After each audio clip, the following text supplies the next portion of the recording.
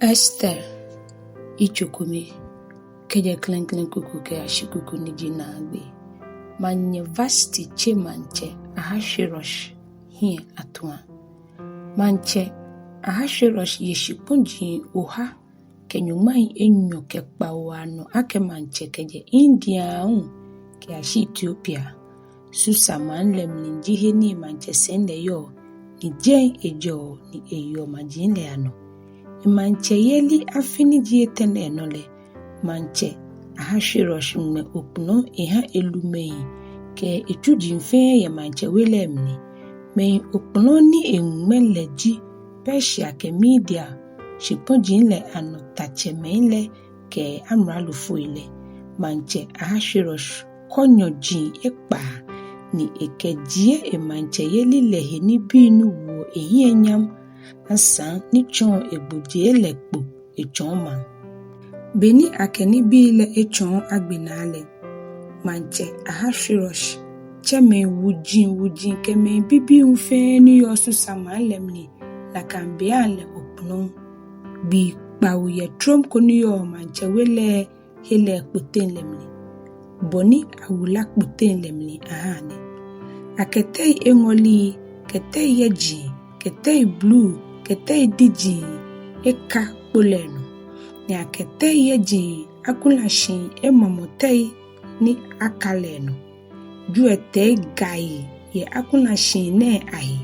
akekpa ye fefe kekpa faseo emomo mama yeji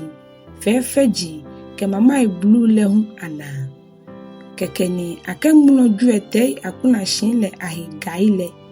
ni eha mama ile chochurushi mini pamo sa che pempe bi ni akeshika keju ete fe mamo poten le mini heikome bile awodan ye shika kujin shuoto ami manchele ha awomeni ekpele edienche edani enu le ekobaba o boni ewu ehienyam akemanje manchele ewu ewele mi jujin le mla ake aha mo fe modan boni mole ba anye anu boni enu le akeka fienu ni moni ba anu le aka kamale na kan bele mli no le university me ye sonhu opno e manche wele mli dienche biniji pa ole no bini dan le eha manche le mli efililele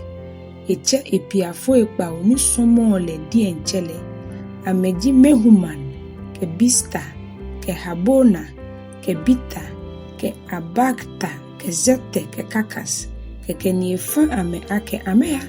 woni amea ngoma university keba ehie ebu emanye faile keba anokwa emanye lehe ye feljuba ni manche Ahasuerus mintao ake egboile ana emanye lehe fele chimanye university kwa ni ya chemoni manche le chupia foile ake abachelele no hewole manchele mnifuna akpa ni mniwola kegisane kubane kele manche Ahasuerus sumo ake ebingawo ye nile lohe ke me nile shipon le no mlai amni ke sane yeli mnijugba le ade ene hewole eche ingawo loile me ade ngawo ni efo bimoji Kashina, ke Sheta, ke Admata, ke Tarshish, ke Meres, ke Masena, ke Memukan, niji Persia, ke Media Lumei, ni hiegbe na wujin ye manche yeli lemnile. Ike nga uloi nea ke mini, ye mlale na isa ake afio university, ake nimi, manche Ahasuerus, mi chupi afo ike wemo ke tengu, ni eye wiemolenole keke ni memukan ke manchele ke elumoile ake je manche keke no manye vasi etonle shimun eton lumen fe ke maji fe ni yo manche Ahasuerus shishi shiponji fe anole mni bile ano eja ake keje ayagba ake na manche Ahasuerus fa ake ayache manye vasi abahalele manyele baale sanele baagbe eshan ye ife ate ni ba ye awume aiguo agbo media mengame ahie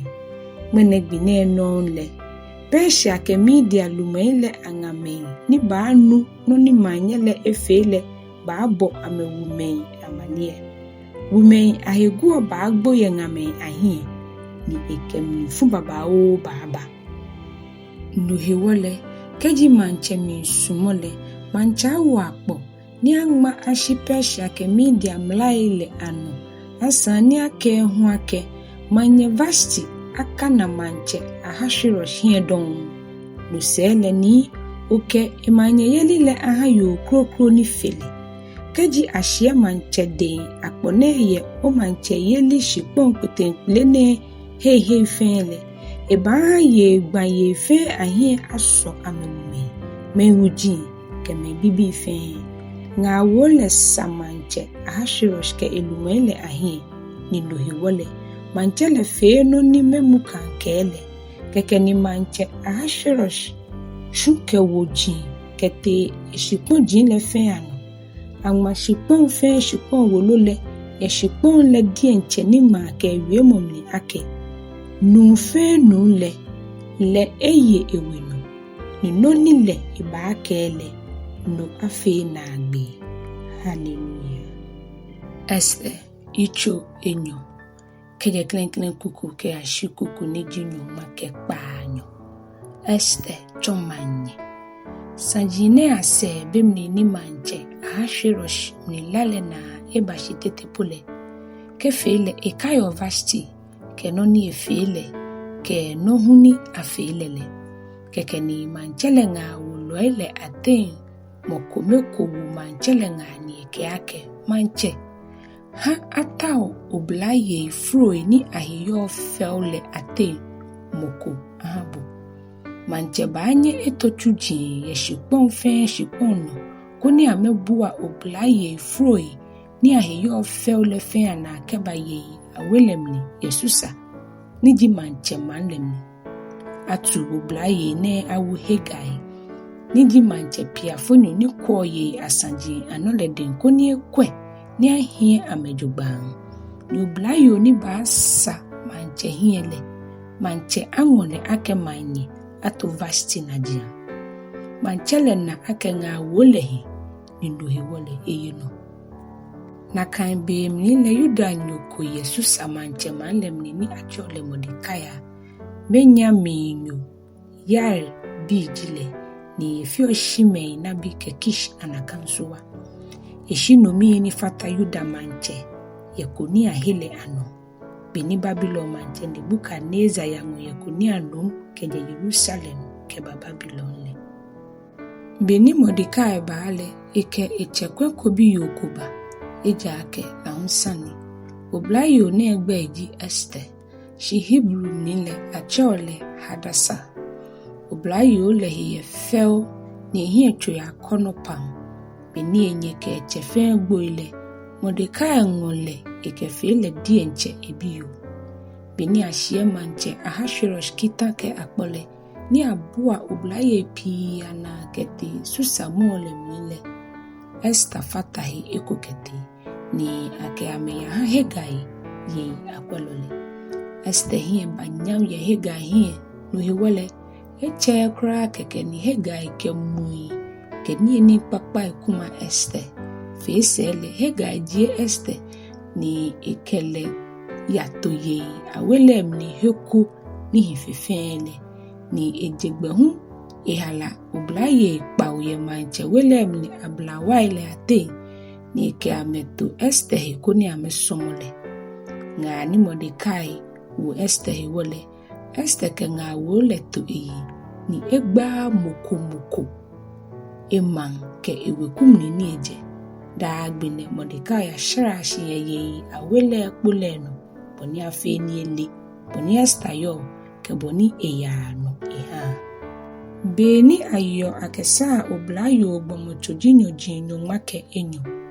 oblayo leke miremu gbolio egbomochonyo jiekpa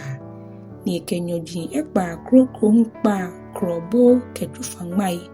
enesele atona nyango oblayo fe oblayo akeya ha manche ahashirosh no fe no no brayo le biole aha le ye awele mni ni ekesa ehike ya manchele mo ya manchele ngo gbeke ni no lebile akpla le ke ya ye awukrokom ni atile ya wo charge gas manche pia fonyo ni kwa manche himele den obrayo le ya manchele ngo ekon peja manchele enna etwi ni etu ke yo legbe ake achele ahale agbene ibashe Esther ni ji Mordecai chekwe abiha biyo moni enwole fe le di enche bileno ni ba ya manchele ngo Esther di enche bi noko koni ekesa ehike ya no ni Hegai manche pia fonyo ni kwa yele ko halele no Esther kesa ehi ni Esther hefe me fe ni nalele akonopam